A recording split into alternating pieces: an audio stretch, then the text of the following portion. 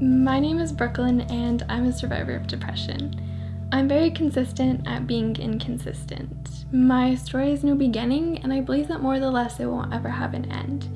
And that's okay with me, because although my scars don't define me, I find them very beautiful because they show me what I'm capable of going through and what I'm capable of helping others go through. Don't let the rawness of my story fool you. I'm very grateful for everything I've been through, because without it, I wouldn't be the strong, independent woman I am sitting here today. My story's pretty messy, but from what I can recall, I started struggling with anxiety and panic disorder at age 8 and with depression at age 11. I lived in a very cozy home with 2 loving parents and 3 siblings who all double as my best friends. My illnesses are not conditional or situational by any means, but rather genetic and quite frankly unpredictable.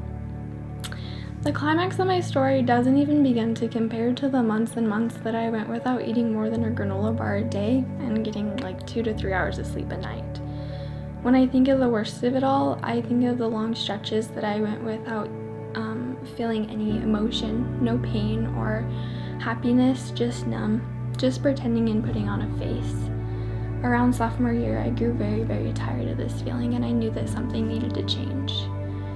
On the night of October 6, 2018, I hit an all-time low. I was tired of losing every day, and I felt like I was constantly weighing down my family. I thought I wasn't strong enough to continue on, and all the little letters inside of my head were spelling suicide. It was that simple to me, and when I thought more and more about this decision that I was going to make, I became very determined, and I knew that even if I had doubts, I needed to carry on. This night is a blur. I don't remember much of it because my brain's blocked it out, but what I do vividly remember is praying to God and asking Him if there was something I needed to be here for, whether that be a mother, a wife, or a friend. I just wanted to foresee that there was something in my future to know that I wasn't just here to suffer.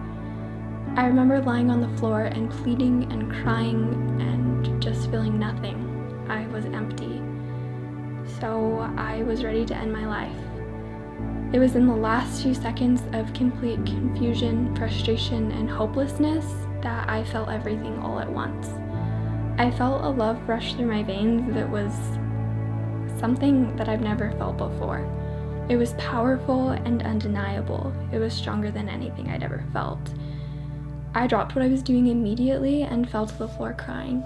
This time, not because I was confused or frustrated or hopeless, but because what I was doing and feeling was real and something I hadn't felt in such a long, long time.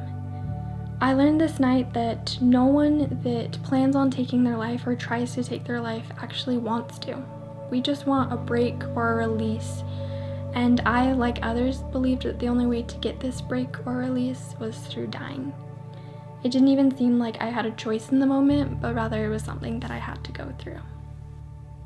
Just because I didn't take my life that night doesn't mean that it was sunshine and rainbows ahead.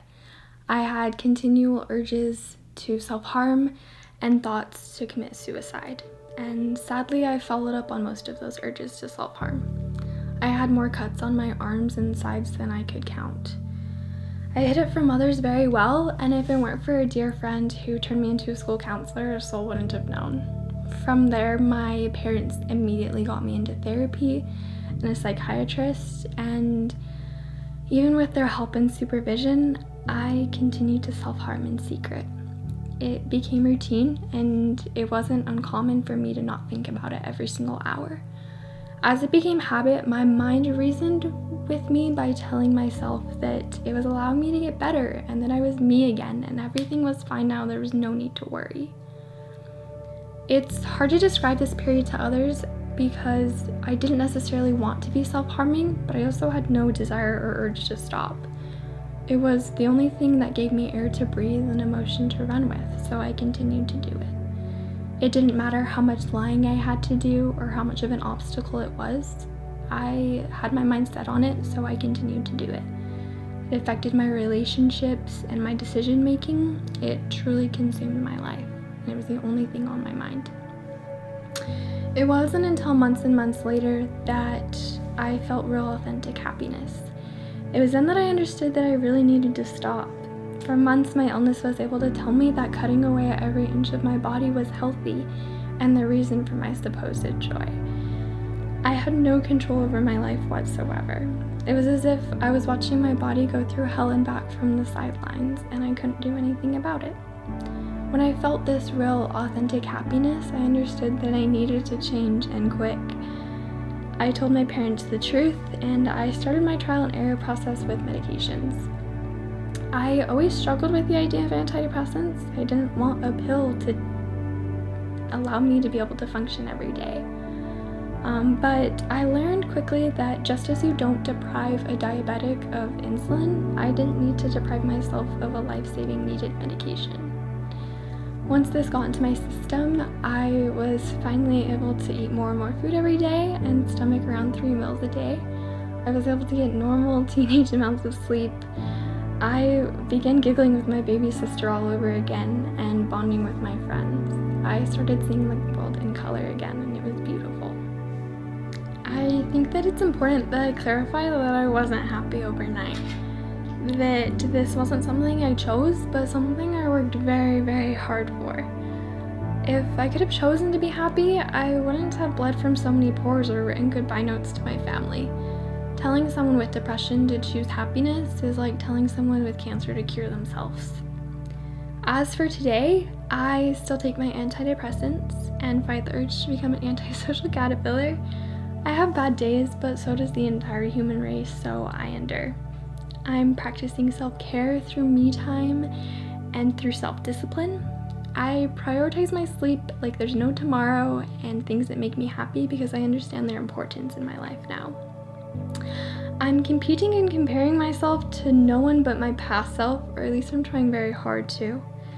And I'm giving my relationships what seem like an arm and a leg, but I know that it's worth it because they had my back when I needed them most and they truly saved my life. And I just got to celebrate 6 months of no self-harm. If you're not personally dealing with depression and you think you don't know anyone who is, you're wrong. One of the most common comments that I would receive, and even in the midst of self-harm, was, "How do you do it? How are you always smiling? How are you so happy?" It just kind of goes to show that you don't know what battle people are fighting. A simple smile or a knock on their door goes a very, very long way. Don't be a bystander. If you hear someone negatively talking about mental health or you see someone struggling with it, stand up and help us end the stigma. And if you're dealing with depression, I encourage you to reach out. When I looked around, I know I had at least a dozen people that I could have turned to, but I never turned to anyone because what I wanted more than anything was someone who knew exactly what I was going through. But I've learned, and I can promise you, that no one, not a single soul, will know exactly what you're going through, but you owe it to yourself to begin to allow us to understand, whether that be a friend, a therapist, or a parent. And I want you to remember that you're not as alone as you feel. If there's one thing I could have learned throughout this entire process, it's that I couldn't have done another second of that alone. We're not designed to rely on just ourselves. We're designed to rely on each other. If you don't want to reach out for yourself, do it for someone you love or for someone you're going to love in your future. I encourage you to get out of bed or wherever your hiding place is, to open up the door and to talk to someone, because the release of weight in doing so will allow you to be able to stand up and even give a hand to someone still on their knees.